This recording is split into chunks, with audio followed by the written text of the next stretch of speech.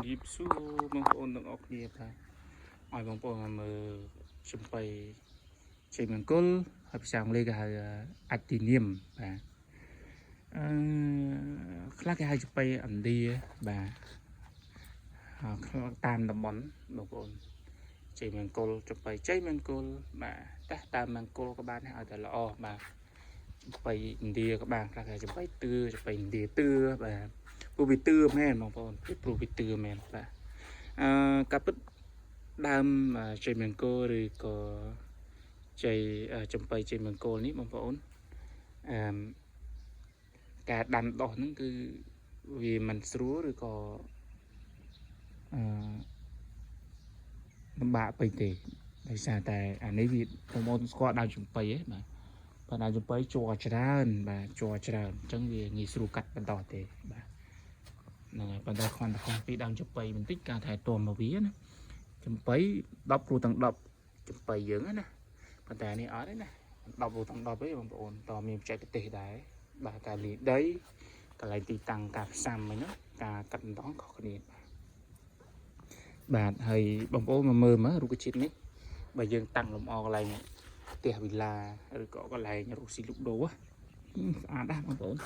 ហើយបងប្អូនមើលឃើញធំហើយមើមធំបាទមើលទៅដូចយំសិនជាបាទនេះបងប្អូនមើលឃើញនេះឃើញមើមវារាប់បានប៉ុណ្ណេះក្នុងមួយឆ្នាំទៅហើយចង់បានមើមរិចមើមវាធំឃើញបងប្អូនឃើញផើងវាទេគឺយើងដាំបតើទេបតើនឹងផើងទេអញ្ចឹងហើយបានតែវាធ្វើឲ្យគល់វាឡើងធំអញ្ចឹងវិធីសាស្ត្រពួកធ្វើឲ្យចំបៃទឿបែបហ្នឹងបាទឲ្យធ្វើម៉េចឲ្យគល់ឲ្យមើមវាធំគឺយើងដាំលក្ខណៈបតើហើយផើងទៀបដែរទេអត់ជ្រៅទេអាហ្នឹងប៉ុន្តែគាត់ថាស្លឹកអត់សូវល្អប្រហែលនេះវាល្អទៅដោយគល់បើចង់ឲ្យបានលម្អស្លឹកបងប្អូនត្រូវប្រើដីជីហើយផើងរាងធំហើយវែងដែរដើម្បីឲ្យវាចាប់ឫសចាប់ជីបានច្រើនវាធ្វើឲ្យការលូតលាស់ស្លឹកហ្នឹងវាបានធំធាត់ផងដែរបាទព្រោះមុនផ្កាច្រើនណាឥឡូវបាត់ជ្រុះផ្កាអស់បាទនេះបងប្អូនហើយឡើងមានផ្លែមានអីហើយបាទចំពោះដើមនេះវិញបងប្អូនការដាំដុះគឺយើងប្រើដោយគ្រាប់ហើយនឹងកាត់ដុះបបៅក៏បានដែរប៉ុន្តែជីទូទៅប្រើបើសិនចង់បានផ្កាលឿនគឺបងប្អូនប្រើវិធីសាស្ត្រកាត់បណ្ដោះបាទកាត់បណ្ដោះវាហើយក៏តត្រួយតមែកហ្នឹងឲ្យវាមិនដើមគេធ្វើឲ្យបាន4-10ពណ៌បានដែរបាទអាហ្នឹងអូម្នេះបងប្អូនតាមណាគេមកយកកំបិតយកមកឆ្នោតឆូតអញ្ចឹងទេខ្លាញ់ពួកនេះបើហ្នឹងហើយការពឹកផ្កានេះស្អាតបងប្អូនខ្ញុំមើលទៅលាញ់មកនេះឃើញទេមិនតិចឆ្នាំនេះរាប់បានប៉ុណ្ណេះហើយតកែគាត់ទិញមកគាត់ថាថ្លៃតែថ្លៃឲ្យខ្ញុំចាំបានណាបងប្អូនអាច6-700ណាមួយ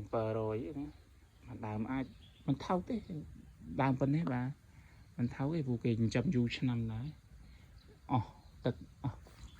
បាទពលកម្មច្រើនបាទចំណាយដីជីច្រើនរាប់បាននេះណាហើយឃើញបងប្អូនដើមប៉ុណ្ណឹងប៉ុន្តែឃើញផើងវាទូចរាក់ទេហើយឃើញទេទៀបទេផើងវាប្រហែលជាជោគ3ទឹកបាទ3ទឹកហើយដើមប៉ុណ្ណាហើយបាទពីក្រោមឡើងលើ3ទឹកទេបងប្អូនឃើញទេហើយស្អាតហើយបើសិនជាខែនេះវាមិនសូវប្រហែលនេះបញ្ចុះខែ12 13ខែ11ខែ12ខែ1ខែ2ហ្នឹងខែក្តៅហ្នឹងមកវាល្អស្អាតដែរបាទស្អាតណាហើយខ្ញុំឃើញគេផុសច្រើនតាក់ទងទៅនឹងដើមហ្នឹងដែរបាទហើយឃើញស្រុកខ្មែរយើងមានលក់ច្រើនដើមហ្នឹងណាមានច្រើនពណ៌ណាប៉ុន្តែគាត់ថាវាអាចប៉ុណ្ណេះថ្លៃហើយបើសិនជាល្អបងប្អូនចង់រកស៊ីលក់ដូរអីដាក់តាំងលម្អស្អាតខ្លងទ្វារមកផ្ទះអីស្អាតណាអរគុណច្រើនបងប្អូនណាហ្នឹងហើយ